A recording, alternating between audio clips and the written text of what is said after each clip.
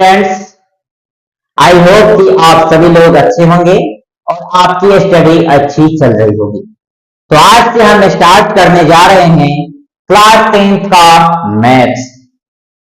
Any boards, Bihar board, CBSE, ICSE, any boards students इस video को देख सकते हैं और अच्छे से समझ सकते हैं, क्योंकि हम इसमें बताने वाले हैं ओनली कॉन्सेप्ट।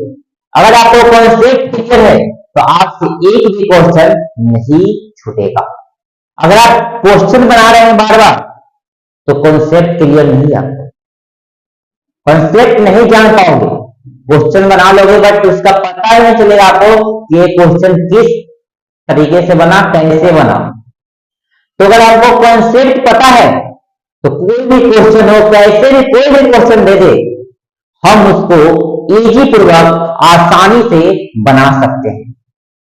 इसलिए कॉन्सेप्ट को सीखना बहुत ही जरूरी है, या किसी भी सब्जेक्ट में हमको कॉन्सेप्ट जानना चाहिए, न कि आगे हम एक्सरसाइज बनाने लगे। तो वही क्लास 10 का फर्स्ट चैप्टर है आपका रियल नंबर, जो कि 10th चैप्टर नंबर फर्स्ट है आपका। तो देखा जाए सीबीएसई बोर्ड के अनुसार इसका सिलेबस, तो आपको इसमें फंडामेंटल थ्योरम ऑफ अरिथमेटिकल का एक फंडामेंटल थ्योरम होता है। सेकेंड आपका एसटीएट और एलसीएम पूछा जाता है और उसके बीच का रिलेशन भी पूछ दिया जाता है। एंड नेक्स्ट आपका डेसिमल के बारे में पूछा जा सकता है, टर्मिनेट नॉन टर्मिनेट पूछा जा सकता है। वही लास्ट आपका इरेशनल नंबर दिया होता है, उसको हमको प्रूव करना पड़ता है कि हाँ ये एक इरेशनल नंबर है। और कोई एक नंबर होता है डिजिट्स जिसके पावर में n मतलब इनफाइनाइट पावर है। अगर हम पावर कोई भी अंक रखें तो क्या वो जीरो हो सकती है? ये सारी चीजें होती है। तो सबसे फर्स्ट थ्योरम इसका होता है fundamental theorem of arithmetic.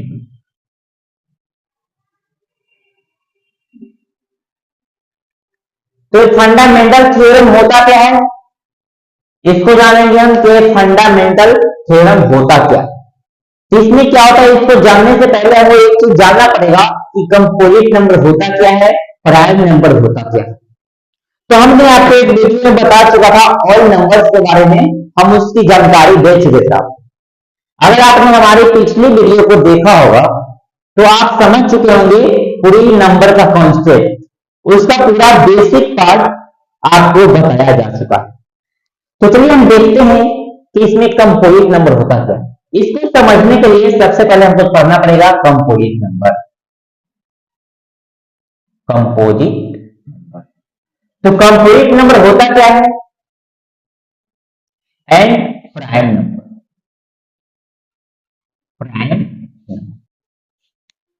Prime number as यहां पर कंपोजिट को देखिए तो कंपोजिट नंबर क्या होता है, वैसा नंबर होता है जिसका फैक्टर क्या होता है, more than to.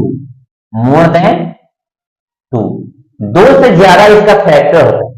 As example हम 8 लेते हैं, क्या लेते हैं 8 1 से भी डिविजिबल है, 2 से भी डिविजिबल है, 4 से भी डिविजिबल है, 8 से भी डिविजिबल है।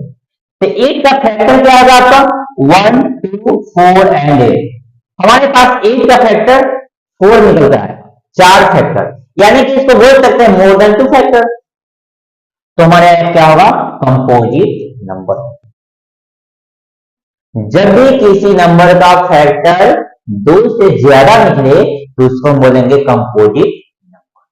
देन अगर प्राइम नंबर है तो इसका फैक्टर ओनली 2 हो सकता है, ओनली 2। प्राइम नंबर का फैक्टर क्या होगा, ओनली 2 ही हो सकता है। तो ओनली 2 में कैसे, तो एक तो 1 होगा, फर्स्ट आपका 1 होगा एंड देन नेक्स्ट इटसेल्फ, जो नंबर का फैक्टर निकालना पड़ेगा वही होगा। जैसे आप 2 का ले लीजिए, 2 ओनली 2 को ले लीजिए, इसका फैक्टर 1 है और इटसेल्फ 2 है, तो हमारा क्या होगा, ये प्राइम नंबर होगा। अगर बात की है 1 की तो 1 नहीं कंपोजिट नंबर है और नहीं प्राइम नंबर है। वाई, क्यों, इसका रीजन क्या है, तो रीजन क्या है इसका, 8 क्या है 1 से डिविजिबल है, 8 से भी है, बट दोनों क्या है सेम नंबर, 1 क्या है सेम है, इसलिए प्राइम नंबर का ओनली 2 फैक्टर होता है, ना कि 1 होता है, 2 होता है, मिनिमम भी 2 है, मैक्सिमम भी 2 ही फैक्टर होता है, तो इसका फैक्टर तो 1 ही है, इसलिए प्राइम नंबर नहीं होगा। देन कंपोजिट नंबर इसलिए नहीं होगा क्योंकि इसके बाद 2 से ज्यादा फैक्टर, जब प्राइम नंबर नहीं है तो जाहिर सी बात है कंपोजिट नंबर भी नहीं होगा। तो रियल नंबर का फर्स्ट फंडामेंटल थ्योरम जो अरिथमेटिक का है उसको जानने के लिए हमने कंपोजिट नंबर और प्राइम नंबर को पढ़ा है। अब ये थ्योरम होता क्या है, तो थ्योरम ये होता है कि जितना भी कंपोजिट नंबर है उसको हम प्राइम नंबर के रूप में लिख सकते, उसी को हमको प्रूव करना है कि हम लिख सकते। तो चलिए जैसे हम 8 लिए हैं, 8 को ही देखते हैं, हम 8 को ही देखते हैं। 8 का क्या फैक्टर है, 8 हमारा क्या हो गया कंपोजिट नंबर हो गया, ये क्या हो गया हमारा यही कंपोजिट, लेकिन 2 क्या है हमारा एक प्राइम नंबर, क्या है प्राइम नंबर, और इसी प्राइम नंबर को हम लिखेंगे 2 मल्टीप्लाई 2, इसको हम लिख सकते हैं 8 को, it means 2 to the power 3। अगर इस रूप में लिखेंगे तो ही हमारा आ जाएगा फंडामेंटल थ्योरम ऑफ अरिथमेटिकल का ये थ्योरम। ये आप किसी भी कंपोजिट नंबर, कोई भी कंपोजिट नंबर ले लो और आप देखोगे तो उसको हम प्राइम नंबर के रूप में लिख सकते हैं। चलिए आप एक कोई भी नंबर बोल दो, 24 देखते हैं हम लोग, 24 को हमको प्राइम नंबर के रूप में लिखना है, प्राइम फैक्टराइजेशन के रूप में लिखना है। तो चलिए इसका फैक्टर क्या होता है 1 2 3 4 6 8 12 एंड 24 होता है, जिससे प्राइम नंबर कौन कौन है 2 और 3, 2 और 3 है। अब इसी 2 के रूप में हम उसको लिखेंगे कैसे, चलिए देखिए 2 मल्टीप्लाई 3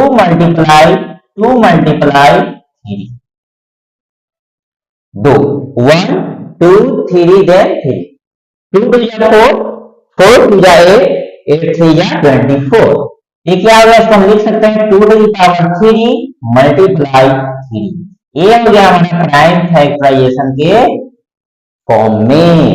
तो आप कोई भी कंप्लीट नंबर ले लीजिए, आप उसको प्राइम नंबर के रूप में लिख सकते हो, और उसी को हम बोलते हैं फंडामेंटल थ्योरम ऑफ अरिथमेटिक। तो ये था हमारा फर्स्ट थ्योरम, जो कि रियल नंबर का फर्स्ट टॉपिक पढ़ना है। तो चलिए देखते हैं लोग नेक्स्ट क्या पढ़ना है। फर्स्ट आई होप कि आप सभी लोग अच्छे से समझ गए होंगे। इस वीडियो को लाइक और सब्सक्राइब जरूर कीजिएगा, इससे आपको सभी ऑल टॉपिक का वीडियो मिलेगा, मैथमेटिकल्स का ऑल टॉपिक्स मिलेगा, ऑल क्लासेस मिलेगा, और अपने फ्रेंड को भी जरूर शेयर करें। चलिए देखते हैं हम लोग नेक्स्ट।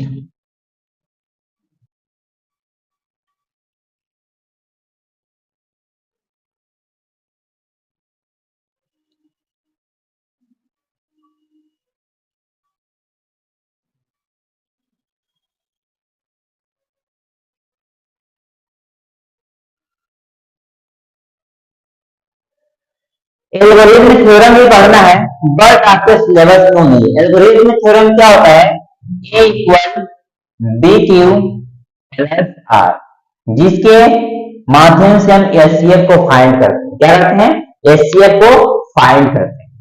तो एक फॉर्म भी पढ़ना है, बट आप याद रख सकते हैं एल्गोरिथम थ्योरम क्या होता है, A equal BQ plus R। इसके माध्यम से हम बहुत ऐसे इवन नंबर और नंबर के फॉर्म को प्रूव करना सीखेंगे। इस फॉर्म से क्या करेंगे हम लोग, इवन नंबर हो गया, ऑड नंबर हो गया, या कोई इंटीजर्स हो गया, उस सभी का नंबर का फॉर्म जो होता है उसको हम क्या करेंगे, प्रूव करना सीखेंगे। तो इससे नेक्स्ट है हमारा LCM and HCF. LCM and HCF, LCM में सिर्फ 2 होता है, एक डिवीजन मेथड भी होता है और फैक्टराइजेशन मेथड भी होता है। तो हमको इसमें फैक्टराइजेशन मेथड पढ़ना, जिसको कंप्लीट नंबर दिया उसको हम प्राइम नंबर रूप में कन्वर्ट करके तब बना सकते हैं। जैसे अगर हमको इस पे बना, इस फॉर्म में भी हम कन्वर्ट कर सकते हैं। एग्जाम्पल आप ले लीजिए, आपके पास दिया गया 8 एंड 12, इसका हमको एलसीएम निकालना है और एचसीएफ निकालना है। तो सबसे पहले अगर फैक्टराइजेशन मेथड से पहले इसको लिख सकते हैं 2 के पावर क्यू, इसको लिख सकते हैं 2 के पावर स्क्वायर मल्टीप्लाई 3। ये हमारा क्या आ गया 8 भी कंपोजिट नंबर है, देन 12 भी हमारा क्या है एक कंपोजिट नंबर है। जब दो कंपोजिट नंबर है, कोई भी कंपोजिट नंबर होता है उसको हम प्राइम फैक्टराइजेशन के रूप में लिख सकते हैं, और उससे क्या निकालना है एलसीएम निकालना है और एचसीएफ निकालना है। तो जब भी आपको एलसीएम निकालना है तो दोनों में कॉमन देखिए, कॉमन क्या है 2 का 3, और दोनों में ज्यादा कौन है 2 के पावर 3 एंड 3, इसमें 3 नहीं बट एक 3 इसमें है मल्टीप्लाई 3। ये हमारा आ जाएगा एलसीएम, क्या आ जाएगा एलसीएम 2 के power q 8 multiply 3 equal to 24। हमारा एलसीएम आज निकल कर आ चुका है 24। अगर हम एचसीएफ की बात की जाए तो कॉमन देखिए ओनली कॉमन होना चाहिए, दोनों में क्या होना चाहिए कॉमन होना चाहिए, दो फिर दो ही कॉमन, इसके अलावा कोई कॉमन नहीं। अब दो कॉमन है, उसमें सबसे स्मॉलेस्ट कौन है तो 2 के पावर 2, 2 के पावर 2 यानी कि हमारा एचसीएफ हो जाएगा 4। ये हमारा क्या हो गया एचसीएफ, देन हमारा हो गया एलसीएम। अगर इस फॉर्म में एचसीएफ निकालते हैं तो क्या होगा, जो हमारा बिगर होता है उसको ए होता है, ए इक्वल कितना दिया गया है 12 एंड सेकेंड क्या होता है बी, बी इक्वल कितना है 8। जब इस फॉर्म में हम रखेंगे तो a इक्वल बी की प्लस आर, ए हो गया 12 इक्वल 8 मल्टीप्लाई क्यू, कितना करेंगे और इसमें 1 से मल्टीप्लाई करते हैं, क्यू आ गया प्लस एस, रिमाइंडर कितना बन जाएगा 4। फिर क्या करते हैं जो हमारा बी होता है, जो रिमाइंडर होता है बी हमारा ए कन्वर्ट होता है, जो रिमाइंडर हमारा है बी का फॉर्म हो जाता है 4 मल्टीप्लाई 3 प्लस 0। जैसे ही आपका रिमाइंडर 0 आ गया हमारा एचसीएफ निकल कर आ गया 4।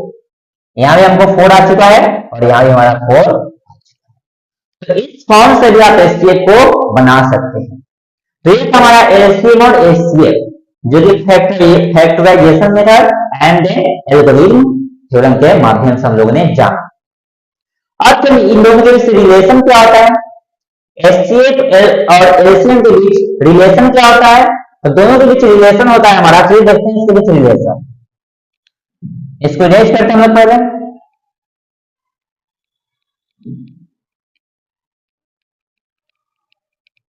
जैसे हमारे पास क्या था अभी 8 एंड 12, ठीक है, इसका रिलेशन होता है LCM multiply HCF equal to product of number A and number B, it means A multiply B. ये होता है हमारा क्या फॉर्म रिलेशन, एलसीएम और एचसीएफ के बीच का रिलेशन। आपको दिया गया है 8 एंड 12 नंबर एंड देन आपको दिया गया है एलसीएम दिया गया है आपका 24, तो आपको फाइंड करना है एचसीएफ, एचसीएफ फाइंड करना है। एलसीएम को पता है कितना है 24 मल्टीप्लाई एचसीएफ हमको क्या करना है फाइंड करना है, और प्रोडक्ट हमको दिया है 8 मल्टीप्लाई 12, 12 से 24 2 एंड 2 से 8 4। यहां से हमको एचसीएफ निकल के आ चुका है 4। यहां से हमने एचसीएफ निकालना सीख लिया। दिन आपको एचसीएफ दिया हुआ है 4, हमको एलसीएम निकालना होगा, एलसीएम फाइंड करना है। डे में आप ऐसे करेंगे एलसीएम मल्टीप्लाई 4 8 मल्टीप्लाई 12, 4 2 जा 8 इट मींस 12 2 जा 24। एलसीएम कितना निकल गया हमारा 24। अब आपको एचसीएफ भी पता है, एलसीएम भी पता है और एक नंबर पता है, सेकेंड नंबर को क्या करना है फाइंड करना है। तो एलसीएम कितना है 24, एचसीएफ कितना है 4, नंबर 1 है 8, नंबर 2 बी होगा 8 3 जा 4 3 जा 2, हमको दूसरा नंबर कितना निकल चुका है 12।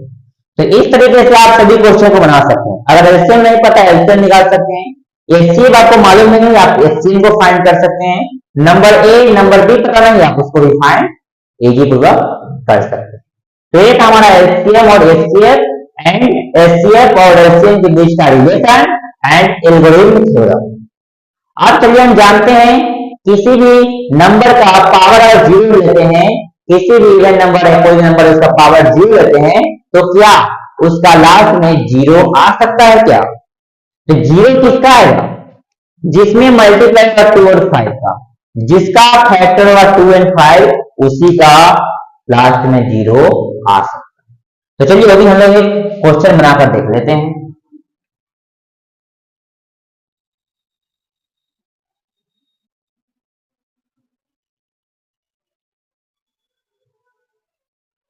जैसे आपको दिया गया 4 पावर n और हमको लास्ट डिजिट 0 को प्रूव कराया, क्या हो सकता है? क्या 4 पावर n है, लास्ट हमको 0 प्रूव करना है, क्या 0 आ सकता है? यस और नो? तो चलिए देखते हैं, अगर हम n की वैल्यू 1 लेते हैं या 0 ही लेते हैं तो क्या 4 to power 0 इट मींस 1। अगर 1 लेते हैं 4 to power 1 it means 4 equal to the power 2। अगर 4 को हम 2 लेते हैं तो 16 it means 2 to the power 4। इसमें 5 कहीं भी हमको नहीं आना, 5 नहीं आना, और जिसमें 2 मल्टीप्लाई 5 होगा वही हमारा 0 हो सकता है। बट इसमें कहीं भी किसी भी मेथड से किसी भी तरीके से 5 नहीं आ रहा है, इट मींस इसका लास्ट में 0 नहीं हो सकता है। ये था नेक्स्ट। आप कोई भी नंबर ले लो, अगर उसमें 2 मल्टीप्लाई 5 के रूप में उसका फैक्टर आ रहा है तो 0 होगा, अगर नहीं आ रहा है तो 0 कभी भी नहीं हो सकता है। जितना 2 मल्टीप्लाई 5 होगा उतना ही 0 होगा। और 2 5 अगर फैक्टर है, इसका मतलब उसके लास्ट में 2 0 होगा। अगर 1 2 1 5 है इट मींस उसके लास्ट में 1 ही 0। चलिए देखते हैं नेक्स्ट।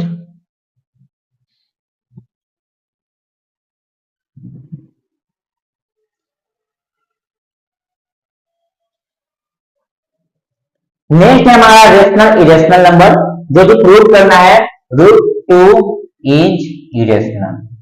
√2 is irrational. इससे पहले, इसको समझने से पहले हम एक मोस्ट इंपोर्टेंट पार्ट को समझते हैं कि होता क्या है, और ऐसा होगा ही ऐसा होता है। सबसे पहले आपको रेशनल इरेशनल नंबर को प्रूव करने से पहले आपको नंबर जानना पड़ेगा कि नेचुरल नंबर होता क्या है। नेचुरल नंबर क्या होता है? All counting number are natural number. अगर उसमें हम 0 को ऐड कर देते हैं तो क्या बनता है? Whole number. होल नंबर में अगर हम निगेटिव नंबर्स को ला देते हैं तो हमारा शब्द अंग क्या बन जाता है? इंटीजर्स बन जाता है। देन इंटीजर्स को हम बाय में 1 लिख सकते हैं, -3/1 2/1 इस तरीके से हम उसको लिख सकते हैं। इसलिए उसको बोलते हैं p/k के रूप में हमने लिख दिया न्यूमरेटर और डिनोमिनेटर के रूप में, तो उसको बोलेंगे हम रेशनल नंबर। बट जिसको p/k के रूप में नहीं लिख सकते, जिसको हम रेशनल नंबर नहीं बोल सकते, वो एक डिफरेंट होता है जो कि √2 √3 इस तरीके से आता है, उसको बोलते हैं लोग इरेशनल नंबर। देन एक और होता है जो होता है हमारा डेसिमल 0.2 0.3 0.222 3 4 5 इस तरीके से, वो होता है हमारा डेसिमल। तो उसको भी हम लोग समझेंगे डेसिमल में क्या होता है, टर्मिनेट नॉन टर्मिनेट, वो भी हम जानेंगे। बट उससे पहले हम देखते हैं कि √2 इज इरेशनल। और इसको जानने से पहले आप एक पार्ट पता होगा कि अगर कोई भी नंबर p² 2 को अगर डिवाइड कर रहा है, p² को 2 डिवाइड कर रहा है तो p को भी 2 डिवाइड ऑलवेज करेगा। ले लो आप कोई भी 5 का स्क्वायर यानी कि 6 का स्क्वायर ले लो, और क्या कर रहा है? इसको क्या कर रहा है? डिवाइड कर रहा है, यानी 36 को क्या कर रहा है? 3 डिवाइड कर रहा है, तो 6 को भी 3 क्या करेगा? डिवाइड करेगा। हम आपको ये इसलिए बता रहे हैं क्योंकि इसी थ्योरम का हम यूज इसमें करने वाले हैं। तो सबसे पहले √2 इज इरेशनल है, इसको हम क्या करते हैं? लेट √2 इज रेशनल, इसको हम क्या करते हैं? रेशनल के फॉर्म में मान लेते हैं। ठीक है, अब जब हम रेशनल इसको लिखेंगे तो इसको हम ऐसे भी लिख सकते हैं √2 इक्वल p/q, और p और q क्या है? को प्राइम है, जिसके बीच हमेशा क्या होता है? 1 ही फैक्टर हो सकता है। दोनों के बीच कॉमन फैक्टर कितना होता है? 1 ही होगा, तभी वो रेशनल नंबर हो सकता है। और एक और बात याद रखना है, q equal to not 0, q का वैल्यू कभी भी 0 नहीं हो सकता। अब रेशनल नंबर को हमें प्रूव करना है। First let √2 is rational, then √2 equal p/q and the common factor is 1, only 1, then q equal not to 0। उसके बाद हम देखते हैं, और इस थ्योरम को हमको पता होना चाहिए कि कोई भी p² उसको अगर 2 डिवाइड कर रहा है तो p को भी 2 डिवाइड करेगा। उसका भी हम यूज जस्ट देखने वाले।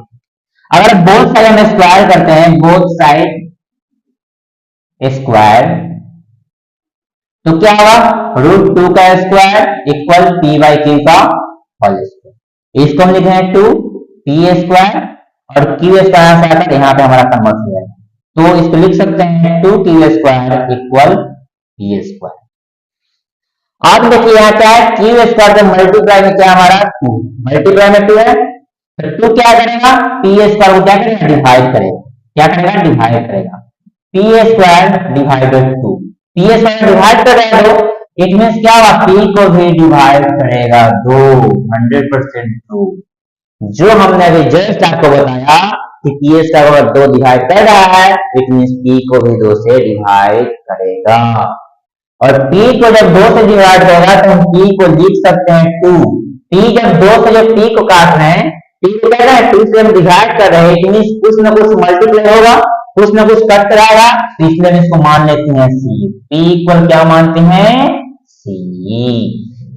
आपको पता होना चाहिए, आप बना लेते हैं 2c मान लेते हैं, लेकिन c क्यों माने वो आपको पता नहीं होता है, इसलिए क्योंकि 2 को जब 3 से डिवाइड करेंगे तो कुछ ना कुछ रिमाइंडर निकल जाएगा, मल्टीपल निकल पाएगा, वही मल्टीपल हमारा क्या है, c। जब 2 में c से मल्टीप्लाई किया तो हमारा p आया, और दोनों डिवाइड। चलिए अब देखते हैं p की जगह क्या करते हैं, 2c, 2 स्क्वायर इक्वल 2c का होल स्क्वायर, यहाँ से हमारे 2 स्क्वायर इक्वल 4c स्क्वायर, 2 से 2 डिविजिबल है। अब हम देखते हैं कि सी स्क्वायर क्या कर रहा है, क्यू स्क्वायर को 2 से डिवाइड कर रहा है, जब क्यू स्क्वायर को 2 से डिवाइड करेगा, इट मींस क्यू भी 2 से डिविजिबल होगा।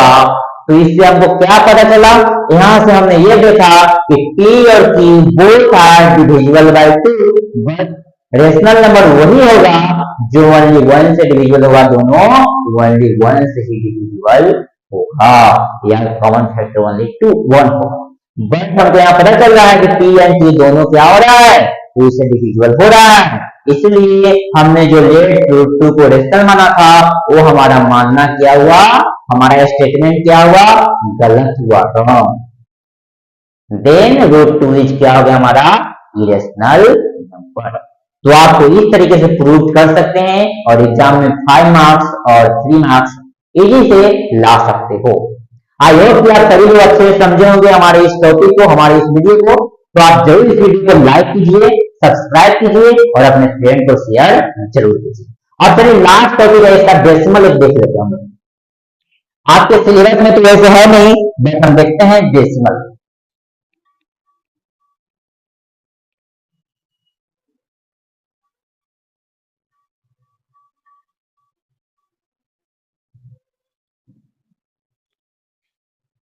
क्या, डेसिमल, डेसिमल 2 टाइप का होता है, डेसिमल 2 टाइप का होता है, एक होता है टर्मिनेटिंग, टर्मिनेटिंग, एक होता है नॉन टर्मिनेटिंग। क्या होता है, नॉन टर्मिनेटिंग। टर्मिनेटिंग डेसिमल को क्या होगा, जो पॉइंट के आने के बाद फिक्स होगा, 0.5 पूरी डिविजिबल हो जाएगा पॉइंट के बाद। और नॉन टर्मिनेटिंग कौन होगा, जो पॉइंट के बाद डिविजिबल नहीं होगा, इस तरीके से आते जाएगा, या इस तरीके से 2 2 2 2 2 करके आते जाएगा, इसको बोलते हैं हम नॉन टर्मिनेटिंग। तो जो टर्मिनेटिंग है उसको हम फ्रैक्शन के रूप में कन्वर्ट कर सकते हैं, 5/10 के रूप में लिख सकते हैं, बट नॉन टर्मिनेटिंग को फ्रैक्शन के रूप में नहीं लिख सकते। लिख सकते हैं अगर हम लेट एक्स करके माने, और इसका बहुत होता है जब इसको भी p/p के रूप में लिख सकते हैं, बट आपको सीखना पड़ेगा उसको कि किस तरीके से हम उसको नॉन टर्मिनेटिंग को फ्रैक्शन के रूप में लिखेंगे। तो इसको हम इजी पूर्वक लिख सकते हैं। इसमें 2 टाइप का होता है, एक रेकरिंग होता है, एक नॉन रेकरिंग। रेकरिंग क्या होता है, जब दो एक ही नंबर बार बार आते चले जाए, उसको बोलेंगे रेकरिंग नॉन टर्मिनेटिंग। और जो बार बार अंक बदले, नंबर बदले, डिजिट बदलते हुए है, उसको बोलेंगे non recurring, non recurring non terminating decimal. ये हमारा हो गया रेकरिंग, ये हो गया नॉन रेकरिंग। इसको हम इस तरीके से डिनोट करते हैं, 0.2 रेकरिंग। तो हम इसको आसानी से कन्वर्ट कर सकते हैं p/p ग्रुप में। कैसे, चलिए आप 2-3 हम क्वेश्चन आपको बताते हैं। यहाँ आपके पास दिया है 0.2, इस पे रेटिंग दिया हुआ, तो आपको जो नंबर दिया है उस नंबर को लिख लीजिए। रेटिंग कितने पे है, 1 पे, तो आपको एक नंबर यहाँ पे 9 लिख देना है, आपका आंसर निकल गया। या आप लेट एक्स करके भी मान सकते हैं, लेट एक्स इक्वल क्या है हमारा 0.2 है। अगर इसमें 10 से मल्टीप्लाई करते हैं, एक्स को मान लीजिए आ गया हमारा, ठीक है। और 10x से मल्टीप्लाई करते हैं तो क्या आएगा 2.2222 आ जाएगा। जब इस दोनों को हम क्या करते हैं एक कन्वर्ट करते हैं तो इसका आंसर क्या आ जाएगा, यहाँ से 2 आ जाएगा, 10 माइनस एक्स 9x आ जाएगा।